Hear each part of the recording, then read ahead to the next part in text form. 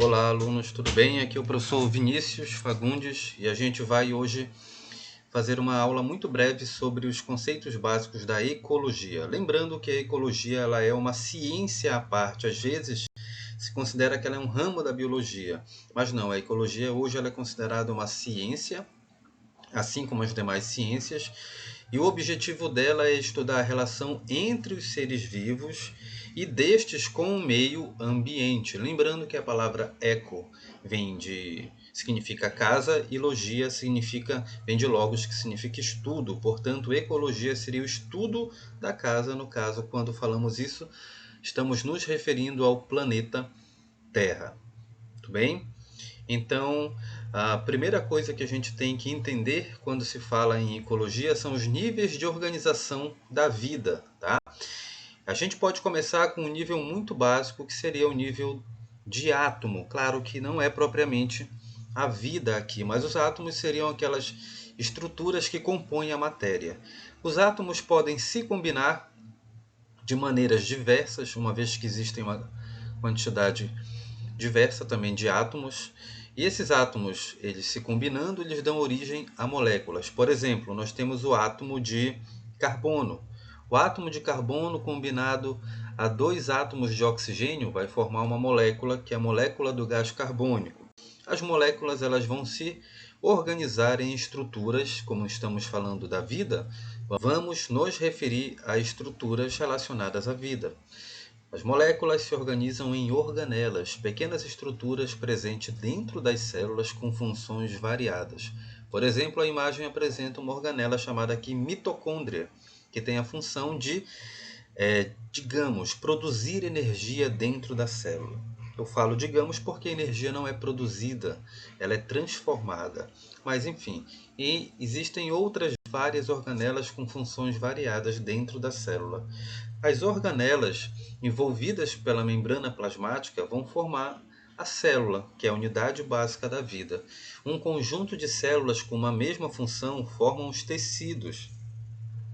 E tecidos agrupados podem formar órgãos, como por exemplo o útero, o osso, o rim, e um conjunto de órgãos vão formar os sistemas, como o sistema excretor, sistema esquelético, sistema respiratório e assim por diante. O conjunto desses sistemas e suas reações, seus processos, formará um organismo, ou, como a gente poderia entender também, um espécime, ou seja, um organismo. A imagem aqui desse lobo-guará exemplifica um organismo formado por seus conjuntos de tecidos e as estruturas que nós acabamos de ver. Agora é que entra realmente a organização no nível ecológico, no nível da ecologia. Por exemplo, nós temos aqui um conjunto de lobos-guarás. A esse conjunto de seres da mesma espécie chamaremos de população. Então, população são seres da mesma espécie que vivem numa determinada área. Só que, claro, nenhuma espécie vai viver ali isolada, ela vive em interação com outras espécies. Então, o lobo-guará, a população de lobo-guará interage com a população de coelhos, de plantas, de outros animais.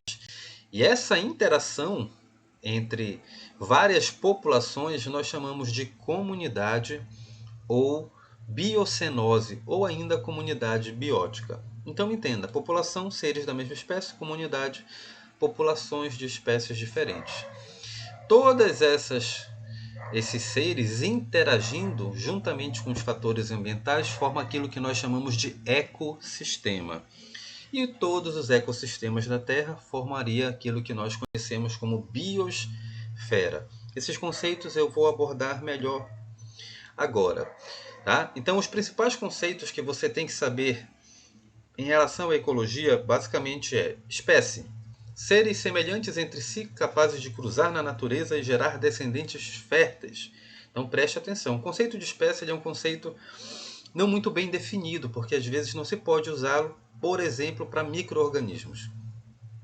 Mas nós usamos esse conceito que ajuda a entender melhor o que separa uma espécie da outra. Então são seres semelhantes que eles conseguem cruzar na natureza e gerar descendentes férteis, ou seja, que podem gerar outros descendentes.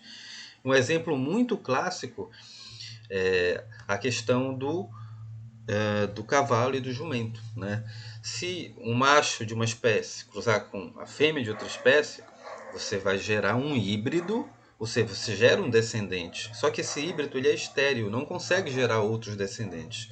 Portanto, dizemos que essas duas espécies, o cavalo e o jumento, são de espécies diferentes. Outro conceito que eu acabei de falar é a população, que são nada mais do que seres da mesma espécie que vivem numa área. E quando você tem várias populações, você forma a comunidade. Tá? Para entender biosfera, é importante que a gente entenda o que é um ecossistema. O ecossistema ele é um conjunto de fatores que nós chamamos de fatores abióticos interagindo com os fatores bióticos. O que são os fatores bióticos? Bio, vida. São os fatores relacionados à vida, ou seja, os seres vivos. Aqui nessa imagem a gente pode ver os fatores bióticos sendo representados por animais, por plantas, também pode ser representado pelos micro-organismos. Já os fatores abióticos, ou seja, não relacionados à vida, eu posso chamar também de fatores físico-químicos, são, por exemplo, a luz, os gases atmosféricos, o ar, a eletricidade, a temperatura, o calor. Tudo isso são fatores que não possuem vida, a água também, mas que são fundamentais para os seres vivos. Todos esses fatores interagindo com os seres vivos formam aquilo que nós chamamos de ecossistema. E como a imagem pode representar? Pois nós temos a luz, nós temos os gases, nós temos a água, nós temos as rochas e os minerais, e aqui nós temos vários seres vivos. Todas essas interações formam um ecossistema. E importante, um ecossistema pode ser desde algo muito grande, como por exemplo a floresta amazônica, o deserto do Saara, até áreas menores. Até mesmo um aquário pode ser considerado um ecossistema, porque você tem ali a água, a luminosidade que entra, os sais minerais e peixes, ou seja, os seres vivos. E essas interações formariam ali um pequeno ecossistema. Okay? E todos os ecossistemas da Terra formam uma biosfera, que pode ser entendida como a parte do planeta Terra em que existe vida. Bem, para encerrarmos esses conceitos básicos, qual é a diferença entre o que é o hábitat e o que é o nicho? Vamos fazer aqui uma diferença. Hábitat é o local em que uma espécie vive. Simples assim.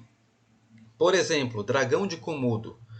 Ele possui um hábitat que são as ilhas de Madagascar. É o local em que ele vive. Se a gente for pegar, por exemplo, o mico-leão dourado, ele possui um hábitat específico lá na Mata Atlântica. Então é o local em que aquela espécie vive, seria assim um endereço. O nicho seria a profissão, tudo o que a espécie faz, tudo o que está relacionado àquela espécie. Por exemplo, o horário de alimentação, o tipo de alimentação, o período de reprodução, tudo isso, tudo o que a espécie faz formaria um nicho, ou seja, eles têm o nicho seria o conjunto das atividades específicas de uma espécie. Então, por exemplo, a gente pode pegar a onça-pintada que habita o Pantanal e a capivara que também habita o Pantanal. Elas possuem o mesmo hábitat, mas a onça é carnívora e a capivara é herbívora, então elas possuem nichos diferentes. O que aconteceria se duas espécies tivessem o mesmo nicho? Elas iriam entrar em competição. Numa outra aula a gente vê quais seriam os resultados da competição entre espécies ou indivíduos da mesma espécie. Tá? E aqui para nós encerrarmos, uma pergunta simples e famosa. Por que o urso polar não come pinguim? Dentre as diversas respostas que eu já escutei, uma delas era porque o pinguim ele consegue voar antes que o urso polar consiga capturá-lo. Mas, na verdade, a resposta está relacionada ao hábitat. Então, você pode perceber que essa imagem ela é uma montagem. Por quê?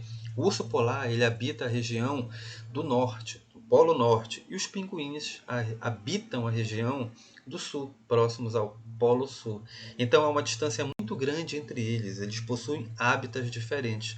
Por isso, o urso polar não inclui na sua dieta o pinguim, certo? Então, eu espero que vocês tenham compreendido alguns conceitos básicos, uma aula mais rápida que eu pude fazer para vocês entenderem esses conceitos. Muito obrigado e até a próxima.